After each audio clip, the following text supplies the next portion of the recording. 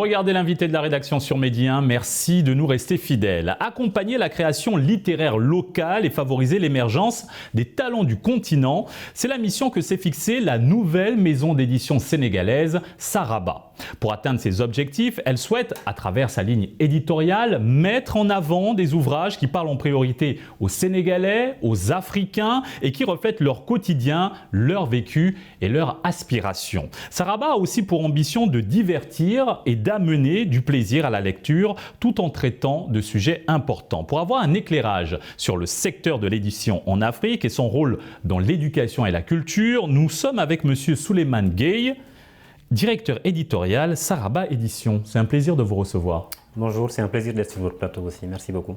Monsieur Gueye, vous avez convié les différents acteurs de l'industrie du livre au Sénégal et sur le continent au lancement de votre maison d'édition. Qu'est-ce qui a motivé l'ouverture de cette nouvelle maison d'édition et que symbolise ce nom, Saraba ?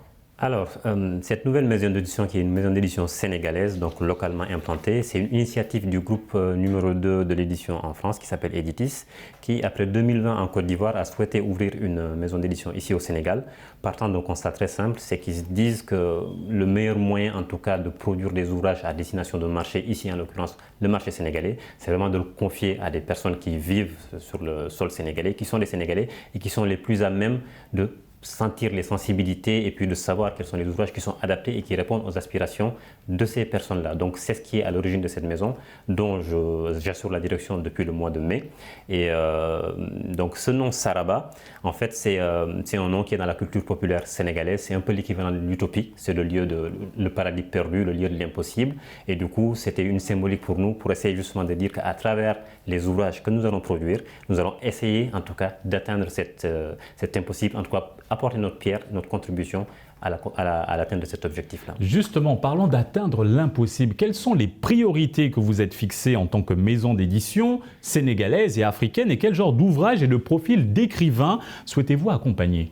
Alors, ce qui est très important pour cette maison d'édition, c'est vraiment l'ancrage local. Donc, ce qu'on va essayer de faire, c'est qu'au travers de tous les ouvrages que nous allons produire, c'est que les Sénégalais en particulier, mais les Africains de manière générale, lorsqu'ils vont lire ces livres, qu'ils se reconnaissent dedans. De manière générale, depuis quelques années, la question de la représentation de la diversité dans les ouvrages, c'est quelque chose qui est mis en avant. Les éditeurs du Nord, quand je dis Nord, voilà, en Europe, ils l'ont compris, ce qui fait qu'on a de plus en plus d'ouvrages qui mettent en avant cette diversité, mais on peut encore aller plus loin parce que les ouvrages qu'on produit au Sénégal avec des auteurs locaux, pas que sénégalais, mais en tout cas des auteurs qui ont un lien avec le Sénégal, que ce soit ça peut être des gens d'autres nationalités de la sous-région, mais en tout cas qui sont ici. Avec ces gens-là, on pourra développer des ouvrages qui répondent vraiment aux questions que se posent les Sénégalais, à leur vécu. Et c'est vraiment l'une des priorités, c'est que le catalogue qu'on va construire d'ici 1 an ou 2, lorsqu'on va le regarder, qu'il n'y ait aucun doute qu'on se dise que ça, c'est une maison d'édition qui est au Sénégal. Pourquoi le choix, à travers votre ligne éditoriale, de mettre en avant des ouvrages qui parlent en priorité aux Sénégalais, aux Africains et qui reflètent leur quotidien, leur vécu et leur aspiration ? Parce que tout simplement, c'est une demande. Parce qu'il y a quelques années, moi je sais que ma génération, on a beaucoup grandi avec des ouvrages qui venaient d'ailleurs, avec des représentations qui ne sont pas les nôtres. Et aujourd'hui, il y a ce besoin de changement. Il faut de l'altérité, il faut être ouvert au monde, savoir ce qui se passe ailleurs. Mais ça, ce n'est pas utile, ça n'a pas de valeur quand on n'a pas de quoi s'ancrer. Et s'ancrer, c'est que les livres qu'on va lire à nos enfants, les livres qu'on va voir au quotidien, qu'on va feuilleter, il faut que ce soit des héros sénégalais. Il faut que lorsqu'un enfant ouvre un livre, ce qui va voir la représentation, quelqu'un qui est au Sénégal, c'est pas la neige, c'est qu'il va voir la boutique du quartier, il va voir la vendeuse, c'est son quotidien qu'il va voir et nous, c'est arriver à traduire ça, cet imaginaire-là, le traduire dans les livres. Combien d'écrivains accompagnez-vous en ce moment ? Alors actuellement, on est sur les premiers titres de la maison qui vont paraître là au mois de décembre. On a à peu près 3 à 4 écrivains avec qui nous avons démarré. Sur la jeunesse, par exemple sur la jeunesse, ce qu'on a fait, c'est qu'on a travaillé avec un conteur professionnel. C'est quelqu'un qui est ici, qui est déjà conteur et qui avait envie de passer un cap. Au-delà de la tradition orale qu'il perpétue, il avait envie à un moment de coucher ses ouvrages parce qu'il sait que c'est un autre médium et qu'il va pouvoir toucher d'autres gens. Donc on a travaillé avec cette personne sur des contes populaires, sur un mélange de contes populaires que beaucoup de Sénégalais vont reconnaître, mais aussi sur des créations personnelles où il s'inspire des réalités contemporaines et de la modernité pour nous concocter tout ça. Ça, c'est un des ouvrages. On a travaillé aussi avec une Togolaise. Donc, comme je vous disais, ce n'est pas exclusivement sénégalais. Roxane, qui est une Togolaise, elle vit ici à Dakar. Donc, elle connaît aussi bien que nous les réalités. Et avec elle, on a imaginé un petit roman jeunesse à l'attention des 6-7 ans où on imagine les aventures d'un extraterrestre qui débarque sur Dakar. Donc ça, c'est des exemples d'ouvrages qu'on va produire sur la jeunesse. Mais au-delà de la jeunesse, on a aussi des livres pratiques.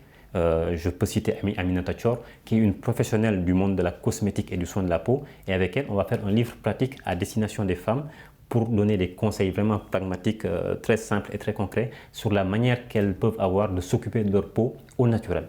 L'une des grandes ambitions de Saraba est de promouvoir la littérature continentale et en même temps concilier cette approche avec des valeurs d'altérité et une ouverture sur le monde.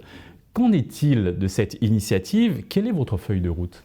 Alors, la feuille de route, elle est très simple. C'est que quand on observe le marché du livre de manière générale, on a beaucoup d'écrivains africains qui sont publiés au Nord. Et nous, l'objectif, c'est essayer de renverser cette tendance. Ces écrivains, souvent, ils se tournent vers le Nord parce que là-bas, le marché il est plus conséquent. Les maisons d'édition, elles ont peut-être atteint un stade de maturité que nous n'avons pas encore, ce qui fait qu'ils sont sûrs de toucher une certaine audience qui a la promotion et la communication de leurs ouvrages derrière. Et du coup, le meilleur moyen de les faire revenir, de faire en sorte que demain, les prochains écrivains africains à succès qui soient publiés par les maisons d'édition africaines, c'est nous d'augmenter notre niveau d'exigence, de faire de la qualité dans les ouvrages qu'on va produire, assurer derrière toute cette partie communication, promotion. Et ça, c'est sur notre feuille de route, justement, on va faire en sorte que les ouvrages qu'on produit, qu'ils ne soient pas restreints au marché sénégalais. Parce que pour le marché du livre, c'est un marché qui est trop petit. On va viser la sous-région de l'Afrique de l'Ouest, mais aussi on va essayer de diffuser, même en Europe, de manière que demain, les flux qui soient plus équilibrés, qu'on ait aussi des auteurs africains publiés dans une maison d'édition sénégalaise, mais qui soient distribués aussi en France. En 2023, donc l'année prochaine, vous prévoyez de soutenir les créateurs de bandes dessinées et de mangas africains. Selon vous, quel est le potentiel de ce type d'ouvrage dans le secteur du livre en Afrique? Peut-il atteindre un jour le niveau du Japon ou encore de la France, deux grands pays de lecteurs de mangas et de bandes dessinées? Alors, je ne sais pas si je serais aussi prétentieux de dire qu'on va atteindre le niveau du Japon, mais par contre, ce que je peux assurer, c'est qu'il y a un formidable vivier, il y a un potentiel qui est énorme. On le voit dans le milieu de la bande dessinée. Depuis 6 mois que je fais ce métier, je vois des talents qui sont partout et qui n'attendent qu'une chose, c'est de trouver une maison d'édition qui puisse les accompagner.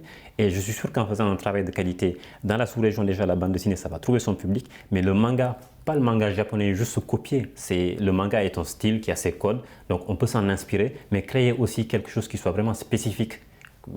On parle du manga africain, peut-être que le terme est un peu abusif, mais faire du manga avec nos réalités, ça je suis sûr que c'est quelque chose qui trouvera son public et dans l'Afrique de l'Ouest et aussi sur les marchés européens. Vous avez annoncé une production d'environ 15 à 20 livres par an avec une diffusion bien sûr au Sénégal.